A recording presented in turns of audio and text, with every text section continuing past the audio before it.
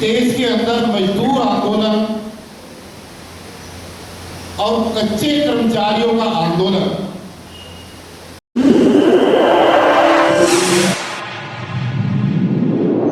इस news channel पर जो भी वक्ता ने कहा वो उसकी अपनी राय है, जिसकी पुष्टि नेशन न्यूज इंडिया नहीं करता। धन्यवाद। इसलिए सफल नहीं होता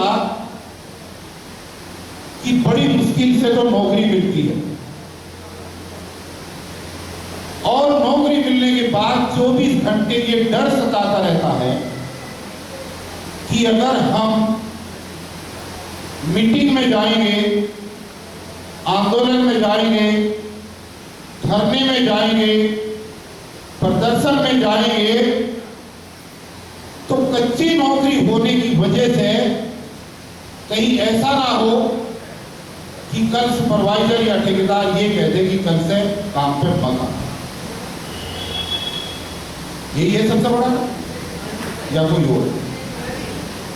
और इसी डर की वजह से लोग मीटिंगों में आते नहीं। कुछ लोग मीटिंगों में इसलिए नहीं आते कि पड़ोसी का काम होगा तो मेरा भी ऑटोमेटिकली हो जाएगा, मीटिंग में नहीं भी जाऊंगा तो क्या फर्क पड़ता है, जा तो रहे, इनका होगा तो मेरा भी हो जाएगा। और जो लोग आपकी अगुवाई करते हैं और जो लोग आपको मीटिंग में बुलाने की कोशिश करते हैं, जो मैनेजमेंट होता है, जो प्रशासन होता है, जो सरकार होती है, जो सुपरवाइजर होता है, उसके दिमाग में एक ही बात चलती रहती है रात भर कि इन लोगों ने हमारी नींद खराब की है, हमारा बिजनेस खराब कर रहे हैं, क्योंकि तो बिजनेस करने के लिए आए। इसलिए किसी न किसी तरीके से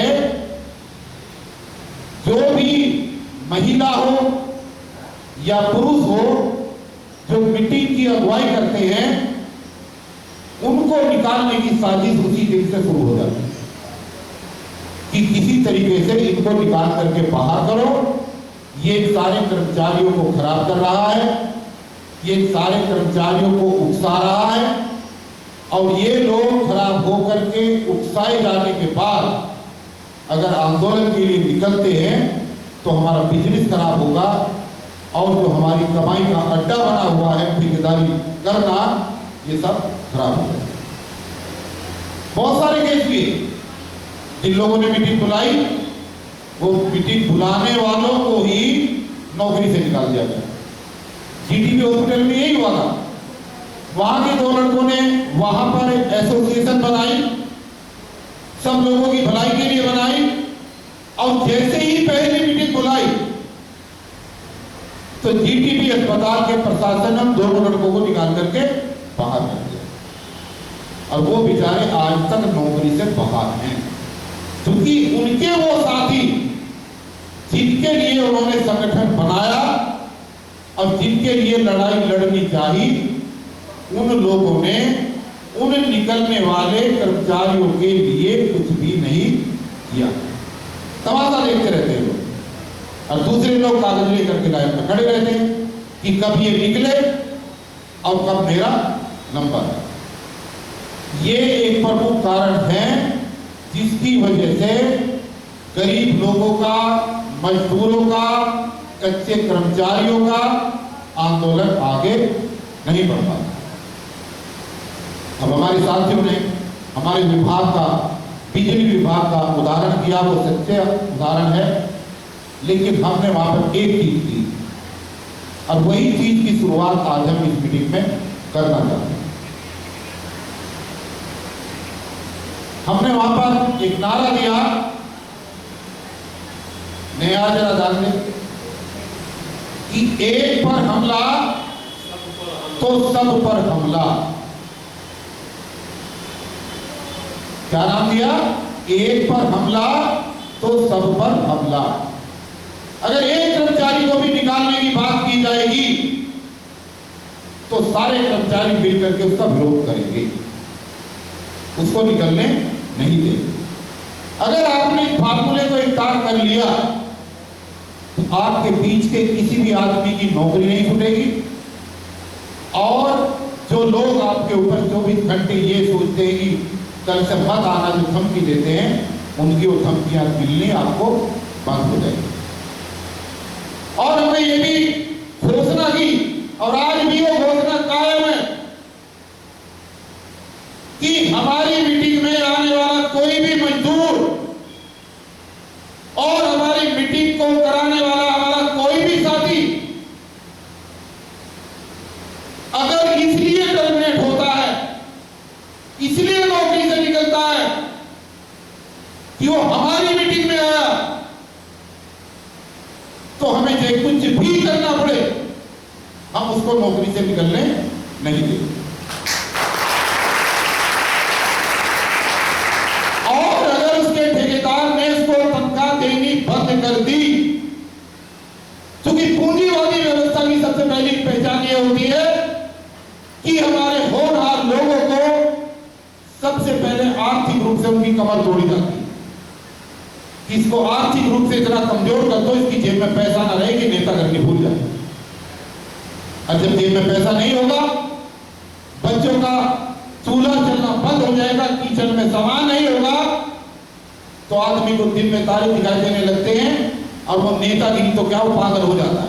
उधर तो कर्मचारी साथ नहीं देते, उधर मैनेजमेंट ने बाहर निकाल दिया, उधर जेब में पैसे नहीं है, उधर घर में राशन नहीं है, तो आदमी सिर पकड़ करके रोता है कि ये मैंने क्या जुर्म कर दिया, इन लोगों के लिए लड़ाई लड़ी और खुद नौकरी से बाहर हो।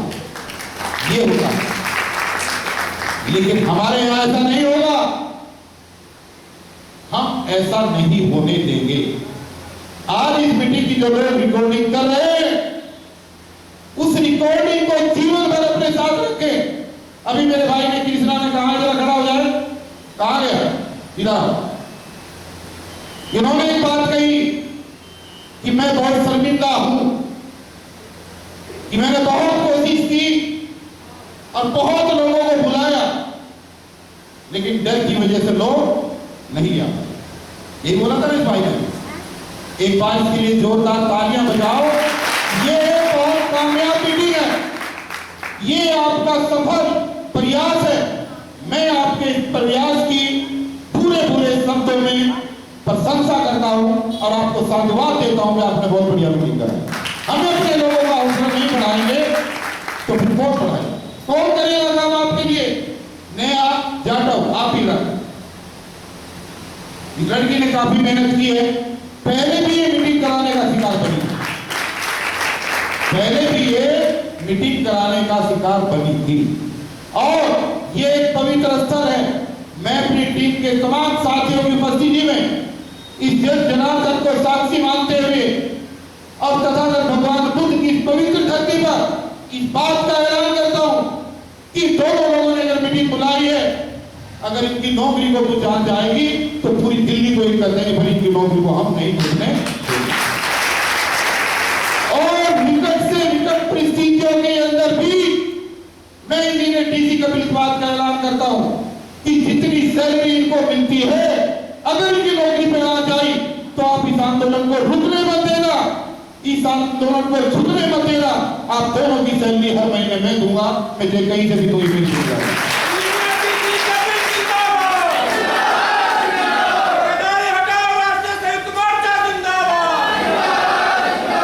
ये ठेकेदारी प्रथा इस देश से खत्म होनी चाहिए।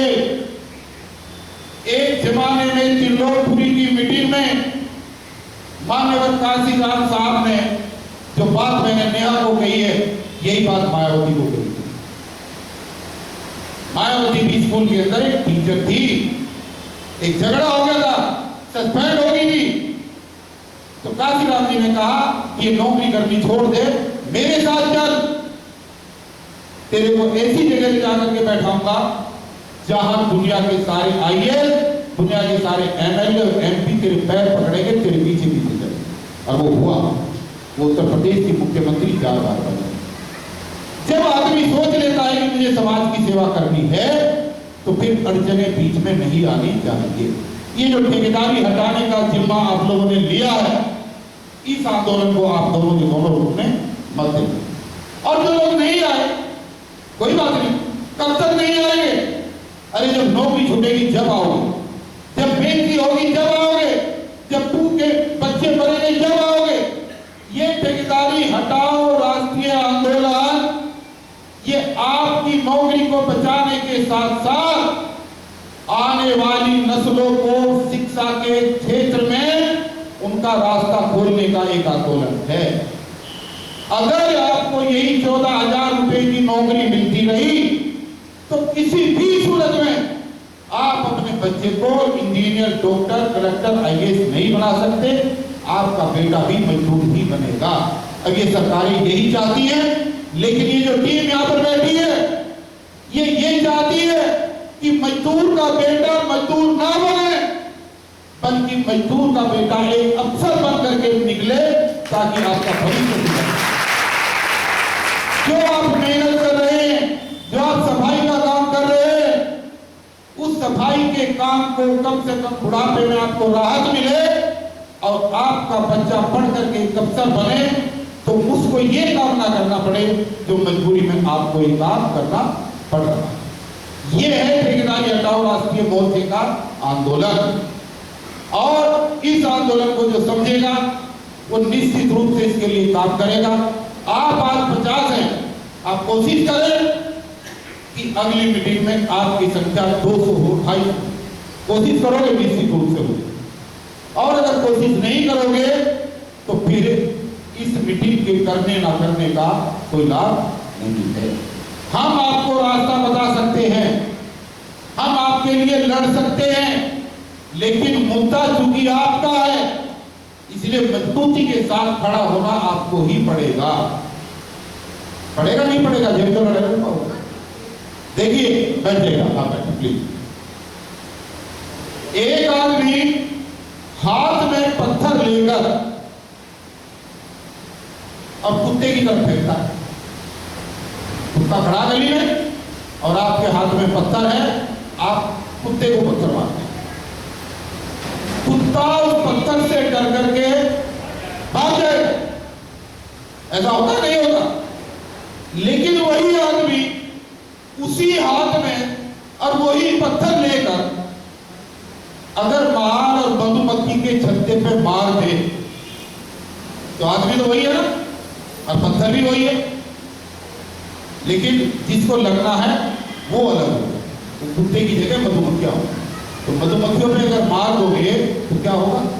मधुमक्खी टिकटेगी, घेर लेगी और टूट करके है या नहीं?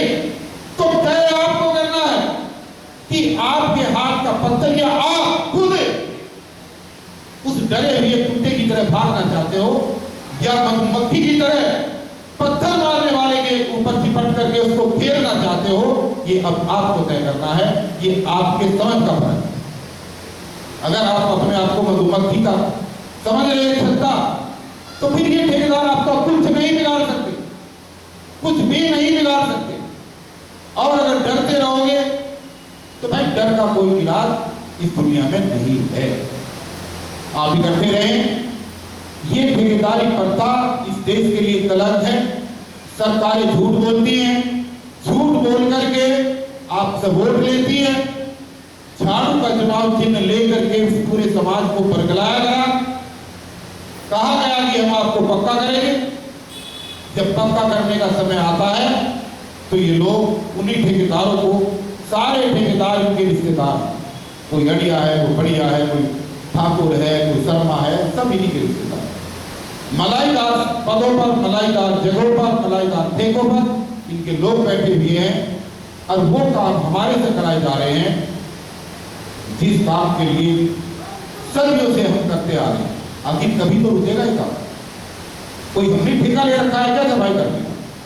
हमारे पास ठेका नहीं है, लेकिन हम मजबूरी में कर रहे हैं। लेकिन मजबूरी इतनी भी नहीं होनी चाहिए कि जिस काम को करने के लिए घर भी ना चले वो फिर मजबूरी नहीं है, वो आगे बच्चों का भविष्य खराब करने वाली मजबूरी है। हमारा पूरा प्रयास रहेगा कि आपकी सैलरी बढ़े, हमारा पूरा प्रयास रहेगा आप पक्के हो। देखिए हम आपको झूठ बोल के चले गए, एक बार पहले भी आपकी मीटिंग में आया था, कुछ लोग आपके बीच में आए झूठ बोल के चले गए। और झूठ बोल करके चले तो गए, फिर आज तक वापिस नहीं आए होंगे, क्योंकि जो कह करके गए वो बातें तो सारी झूठी थी। अगर हम आपको आज ये कह करके जाएं कि हम आपको बहुत जल्दी पक्का करा देंगे, तो शायद हम गलत कर रहे हैं, झूठ बोल। हम आपको झूठ बोल करके नहीं जाएंगे। आप इतनी आसानी से पक्के नहीं होंगे। पक्का होने के लिए आपको इंतजार करना पड़ेगा। लेकिन ये बात जरूर है कि आप अगर ईमानदारी के साथ इस संगठन के साथ और इन नेताओं के साथ जुड़े रहे, तो आपके पक्का होने का रास्ता बन जाएगा, निकल जाएगा और आप पक्के हो जाएंगे। लेकिन रास्ता बनाना पड़ेगा। कानूनी तौर पर आपको पता होना चाहिए कि आप पक्के कैसे होंगे। जब तक आपको 240 दिन की हाजिरी लगातार नहीं होगी, जब तक दुनिया की कोई ताकत आपको पक्का नहीं कर सकती। और सरकारें ये कर रही है कि हर 2 महीने बाद, 3 महीने बाद आपको आपकी जो नौकरी है उसमें 2 दिन की, 1 दिन की छुट्टी कर देते हैं और आपको इस लायक नहीं छोड़ते कि आप खड़े होकर के कहीं ये कह सके कि हमें आज 1 साल लगातार काम करते हुए हो गया या 2 साल काम करते हुए हो गया। इसलिए बड़ी चालाकी के साथ ये सरकारें कर्मचारियों को पक्का होने से रोकने की स्थिति बना रही हैं और उनकी चालबाजी को बंद करते हुए आपके लिए पक्का होने का रास्ता कैसे बनना है, इसका निर्धारण ये बैठी हुई टीम आने वाले समय में करेगी और कर सकती है, बशर्ते कि आप संगठन के साथ लगातार जुड़े। तो हम उम्मीद करते हैं, राजकुमार ठिकान जी ने आपको 2 चीजें कही हैं और मैं भी आपको निमंत्रण देके जा रहा हूं। 3 दिन आप लगाएं। एक बार आप आए करकट डूमा के पास में जो धरना चल रहा है, वो भी सब आप ही की जैसी माताएं, बहनें और भाई हैं। वो भी आपकी तरह बेजुबान थे, उनको बोलना नहीं आता था, उनको बात करनी नहीं आती थी, उनको हक मांगने नहीं आते थे। और अब आप वहां पर जाकर के देखेंगे कि किस तरीके से मर्दानगी के साथ डिस्पेंसरियों के अंदर काम करने वाले सफाई कर्मचारी, स्वीपर, चौकीदार किस तरीके से आंदोलन के अंदर बैठे हैं और अड़ी गई बात के लिए पूरा 1.5 महीना हो गया कि चाहे कुछ भी हो जाए हम अपने अधिकार लेकर के ही उठेंगे। अगर आप वहां जाएंगे तो आपको भी बल मिलेगा ऐसे ही बैठने का और उनको भी इस बात की शक्ति मिलेगी कि हमारे भाई हमारे सहयोग और समर्थन के लिए यहां पर आए। दूसरा, ये जो कुठाराघात है, ये जो शोषण की नीति है, ये नीचे के स्वीपर और चौकीदार के ऊपर ही नहीं है, बल्कि जातीय भावना के अंदर फंसा करके ये पीड़ा ऊपर के तबकों के लेवल पर भी गया हुआ है। एक दिल्ली विश्वविद्यालय जो एक पूरे देश की एक मानी हुई यूनिवर्सिटी है, उसकी एक असिस्टेंट प्रोफेसर जो हमारे अपने समाज की बेटी है, उसको झूठा आरोप लगाकर, क्योंकि बहुत तेज तरह लड़की है, और उसको पद से हटा दिया गया। वहां पर उस आंदोलन को लेकर के यही मोर्चा, यही साथी, यही टीम विश्वविद्यालय के 4 नंबर गेट पर हम उसके लिए धरना दे रहे हैं और उसके न्याय की मांग के लिए हम वहां पर बैठे हैं। आप लोगों को भी वहां पर आना चाहिए, क्योंकि बेटी का सवाल है और वो लड़की ऐसी है कि न्याय मिलेगा तो आप लोगों के लिए भी निश्चित रूप से हर आंदोलन के अंदर वो खड़ी हुई मिलेगी। पंजाब की रहने वाली लड़की है, बहुत ही मजबूत लड़की है। और तीसरा निमंत्रण मैं आपको दे के जा रहा हूं कि केजरीवाल सरकार को घेरने के लिए और डेट निश्चित करने के लिए आने वाली 20 तारीख को, यही भी 2 दिन बाद आइन के ऊपर एक सम्मेलन हम लोग कर रहे हैं कि कब केजरीवाल को जाकर के उसकी गर्दन पकड़ करके याद दिलाया जाए कि तूने कहा था कि सफाई कर्मचारियों के लिए मैं ये करूंगा, लेकिन आज 8 साल हो गए तेरी सरकार को बने हुए, तूने कुछ नहीं किया। उसकी गर्दन पकड़ने की डेट को निश्चित करने के लिए वहां पर दिन में 2 बजे से लेकर 5 बजे तक हमारे राष्ट्रीय चेयरमैन राजकुमार ठिकान जी की अगुवाई में वहां पर एक सम्मेलन होगा सफाई कर्मचारियों को लेकर के। 20 तारीख को 2 बजे आप उसके अंदर जरूर आए। तो यहाँ जो मजदूर साथी है नया जो मैं करूँ पहले बात सुनो। अब मुझे साइन कराने में लेकिन मुझे पता नहीं मैंने क्या बोला, बता क्या बोला, कुछ नहीं बोला। 3 तारीखें बताइए। एक बार कटकटुआ में आप आए, एक दिन आप दिल्ली में स्थित आए और 20 तारीख को आप आईटीओ पर राजा राम मोहन राय मेट्रो के गेट नंबर 2 के नजदीक बाहर निकलते साथ ऑडिटोरियम है, इससे बड़ा ऑडिटोरियम है, वहां पर एक सम्मेलन है जिसमें कर्मचारियों को पक्का करने के लिए वहां पर चर्चा होगी और कब केजरीवाल सरकार का घेराव किया जाए उसके ऊपर चर्चा होगी।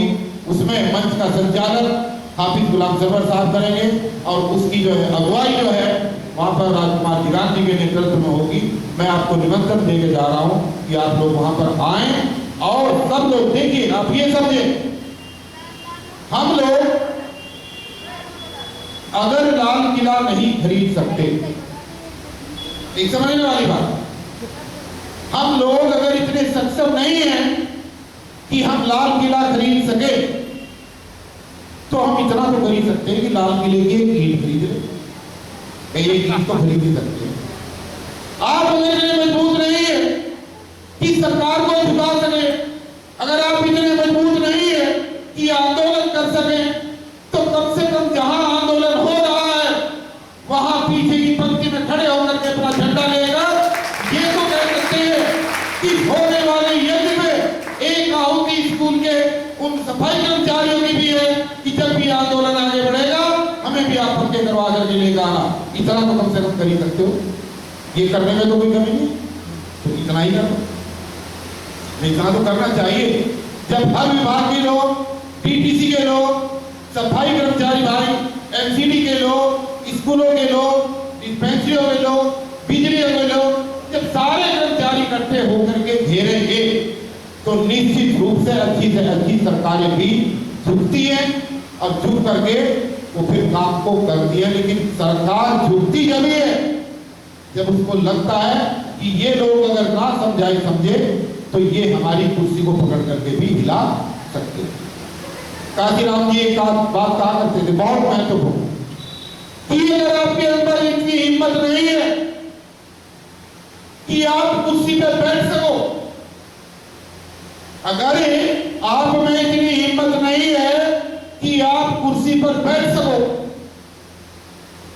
तो इतनी हिम्मत तो पैदा कर ही लो कि जो कुर्सी पर बैठा हुआ है उसकी कुर्सी को पकड़ करके ऐसे हिला दो। अगर हिलाने की हिम्मत भी आपने पैदा कर ली तो कुर्सी पे बेशक से कितना ही ताकत वाला आदमी बैठा है वो जब अपने गिरने की स्थिति में होगा तो आपसे खड़े होकर के जरूर पूछेगा, भाई बताओ मेरे लिए क्या सेवा है। ठीक है, तो कुर्सी में तो बैठ नहीं सकते, इतनी हिम्मत तो है नहीं, पर कुर्सी पर बैठे हुए आदमी को हिलाने की हिम्मत तो कम से कम रखते हैं। मैं उम्मीद करता हूं कि आज की इस मीटिंग के सफल आयोजन के बाद आप लोग मंथन करेंगे, चिंतन करेंगे, इस आंदोलन के साथ डरेंगे, चलेंगे, बिना डरे चलेंगे, डरेंगे नहीं, झुकेंगे नहीं और किसी ठेकेदार से डरेंगे नहीं। मेरी बात यह है, आप काम करने के पैसे ले रहे हैं, आप फ्री में पैसे किसी से नहीं ले रहे। आपकी नौकरी पर कभी भी कोई आज आएगी, अगर रात के 12 बजे भी आप हमें याद करोगे तो हमारी पूरी टीम आपके साथ खड़ी होगी और आपके साथ अन्याय नहीं होने देंगे, आपकी नौकरी नहीं छूटने देंगे। ये हम आज की इस मीटिंग में आपसे वादा करके जा रहे हैं। लेकिन सबको काम करना होगा, एक ने आगे काम करने से काम नहीं होगा, फिर तमाम बहनों को नया बनना पड़ेगा। एक किसान के कर काम करने से काम नहीं होगा, इन तमाम भाइयों को सबको किसान की भूमिका निभानी पड़ेगी। जिस दिन आप इस भूमिका को निभाना शुरू करोगे उस दिन आपके स्कूलों के तमाम सफाई कर्मचारी निकल करके बाहर आएंगे और एक आंदोलन की रूपरेखा बन करके तैयार होगी और हम लोग आपको पक्का कराने की दिशा में एक प्रयास करेंगे और आपको पक्का कराएंगे। ये पक्की बात है, इस बात को आप याद रखें। देखिए, जब आदमी पक्का होता है कितनी रुपए की तनख्वाह मिलती है बताओ? 45,000। देख रहे हो, तब पता भी नहीं कितनी मिलेगी। 50 तो मिलेगी कब तक, और अब कितनी मिल रही? 15 मिल रही। मान 15 भी नहीं मिल रही सर जी। चल 14 मिल रही है। 12। तू तो कम से कम बता, तेरी तनख्वाह तेरी मुझे, तू कल से ड्यूटी भी रहेगी। एक ही रहेगी, कुछ और समझा। जब हमारी जिंदगी के 30 साल 35 साल पूरे हो गए, 35 साल तक का कोई नहीं है, सब जाने गई, अब तनख्वाह मिल रही है हमें मान लिया 15,000। तो मुझे एक बात बताओ, जब से हम पैदा हुए तब से लेकर के आज तक हमने क्या कमाया? मनोज पीपल साहब, अगर एवरेज लगाएं, अगर 30 साल के किसी भी भाई को या बहन को 15,000 मिल रहे हैं, तो इसका मतलब एक साल में 500 रुपए का एवरेज हुआ, जितनी हमारी उम्र। यही तो है, 25 साल के 15,000 मिले तो 30 साल 500 रुपए एक साल में कमाए हमने जब से पैदा हुए अब तक। और पक्के होने मिलेगी 50,000। तो ये जो 15,000 से 50,000 की एकदम बढ़ोतरी है, जब 30 साल की उम्र तक तुम्हारे 15 ही हुए हैं, तो ये इतनी आसानी से घर बैठे बैठाए और झूठे नेताओं के झूठे वादों से नहीं होगी। पेंशन भी मिलेगी सर पक्का होने पे। ऊपर से पेंशन मिलेगी, बोनस भी मिलेगा, ऊपर से बोनस मिलेगा, ऊपर से मेडिकल की सुविधा मिलेगी। लेकिन ये सारी चीजें जब मिलेगी जब जितने 30 साल में आपने मेहनत की है उससे ज्यादा मेहनत करके दिखाओ, तभी आप पक्के हो पाओगे। फ्री फंड में कोई आपको पक्के नहीं करेगा। गलत फहमी का शिकार मत रहना, पक्के तो हो जाओगे, पक्का होने का रास्ता भी है। लेकिन हजारों की संख्या में से अगर 100 लोग बैठ के मीटिंग करोगे तो कोई तुम्हें पक्का करने वाला नहीं है। आपको अपनी ताकत दिखानी पड़ेगी, आपको अपनी संख्या दिखानी पड़ेगी, आपको कानून के रास्ते पे चल करके अपना आधार बनाना पड़ेगा, तब जाकर के आप कहीं पक्के हो पाओगे। इसलिए ये काम मुश्किल नहीं है, ये काम बेहद आसान है। अगर आपने ईमानदारी के साथ आने वाले 2 महीने तक काम कर लिया, अपने उन भाइयों को, अपनी उन बहनों को अगर समझाने का काम किया जो आज की मीटिंग में नहीं है, तो निश्चित रूप से अगली मीटिंग में आप 400-500 लोगों की बड़ी मीटिंग कर सकते हैं। ये मेरा पूरी तरीके से इस बात का दावा है। अब जब बड़ी मीटिंग करोगे तो हम फिर आएंगे, फिर राजकुमार जी अपनी बात रखेंगे, फिर गुलाब सरवर साहब अपनी बात रखेंगे, फिर विनोद संगत जी रखेंगे, फिर ये काम वहां से आगे बढ़ेगा। इसलिए दोस्तों, घबराने की जरूरत नहीं है, हम आपके साथ हैं। लेकिन इस संख्या को बढ़ाने की कोशिश करो और कुछ भी करो, अपने किसी साथी की बुराई मत करना। अपने साथी के ऊपर उठने वाली हर उंगली को रोकने की कोशिश करना। अगर आपकी अगुवाई करने वाले लोग, अगर आपकी अगुवाई करने वाले लड़के या लड़कियां जो भी आपकी अगुवाई कर रहे हैं, अगर उनके ऊपर कोई उंगली उठाने की कोशिश करता है तो तुरंत एकजुट होकर के उसका मुकाबला करना, तभी जाकर के आपका आंदोलन आगे ईमानदारी के साथ बढ़ सकता है। बहुत समय मैंने लिया और इस सफल आयोजन के लिए मैं पुनः राजेश भागड़ जी का और किशन भाई का, नेहा बहन का और तमाम